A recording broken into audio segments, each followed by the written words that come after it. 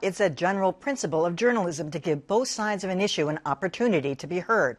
But as we've discussed in the past, there are some topics in which the media has collectively decided that there's only one valid point of view, like climate change and same-sex marriage. It's now worth asking whether that will also include gun control. Much of the coverage of the Parkland school shooting anniversary was predictable. Thousands will hold a moment of silence to honor the 14 students and 3 staff members who were killed. There were also the expected interviews with Parkland students. Do you feel safe in school? Absolutely not.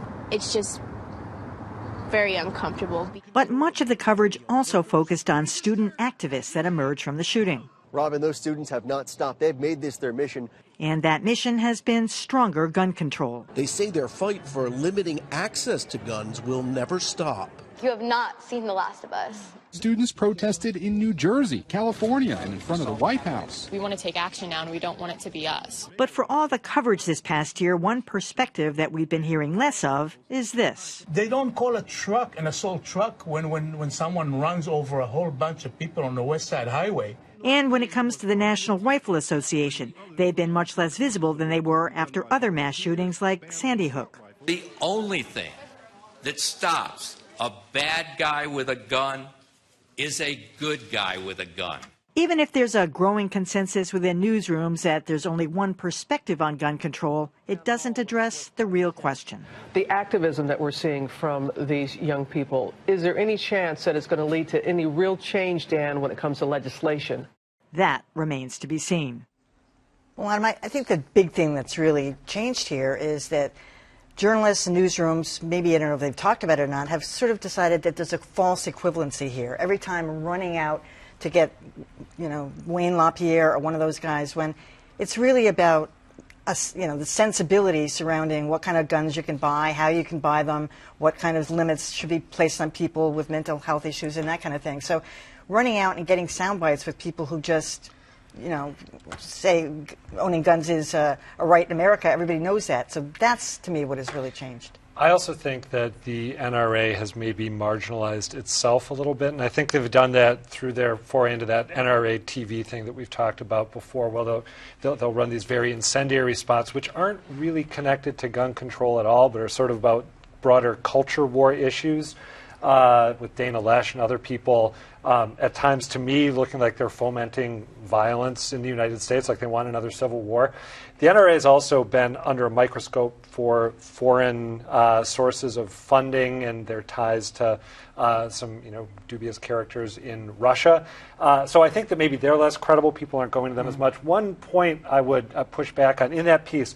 The Times described Parkland as the shooting that was supposed to change everything. I would actually say that was Newtown. I would too. So, for the record. I mean, all of that said, I do feel like there is, and irrespective of my personal position on gun control, there is a perspective that I think maybe isn't being heard right now in some of the coverage, that the NRA isn't the only group that represent. The NRA, I agree, has kind of gone over the top and maybe marginalized themselves.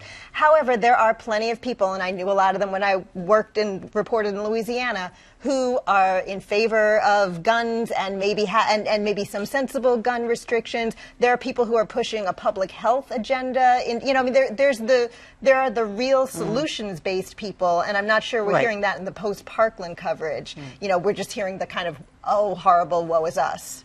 Well, I agree with Adam that the media really tends to feed on the idea of being able to go to an organized group to get comment on these things, and the NRA has essentially taken themselves out of the picture over the last year. I would say as much through becoming an arm of Russian propaganda as anything else.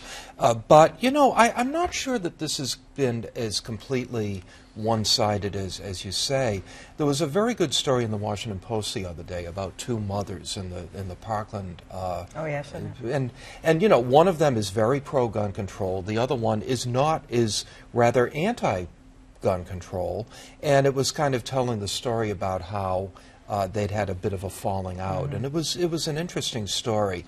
I don't know that you're going to see an awful lot of anti-gun control stories right around the time of the anniversary, but I think we'll see them again. Well, to pick up on that, the anniversary is a big story, so that was pretty much going to be narrowly focused on that and the results. The second thing is, I think it was CBS, because I mostly watched them, did a very big story about people being trained as shooters, ordinary citizens, to defend around Parkland. And, you know, lots of people didn't appreciate that, but many people signed up for it. They followed the training for a year since people signed up for it and what they're doing. So there was that perspective that was there in addition to that. But just to pick up on a little bit on what Joanna said, some of the people working toward the solution-based stuff that lines up with what the anti-gun control people aren't being heard as the collective, because there's a collective of people who come from different political perspectives who actually agree on some things. That piece we don't hear a lot of, which I think is part and parcel of it as well, and needs to be taken into account as we talk about these things. And then finally, I would just say that you know, when all those people died, and Newtown certainly started it, it's really hard in the middle of this and the anniversary of this, when we're talking about still fresh wounds, to have it's not even another perspective. It's like just sort of a go off and talk about some of the other ways of looking at this. It's tough. That's true. Yeah.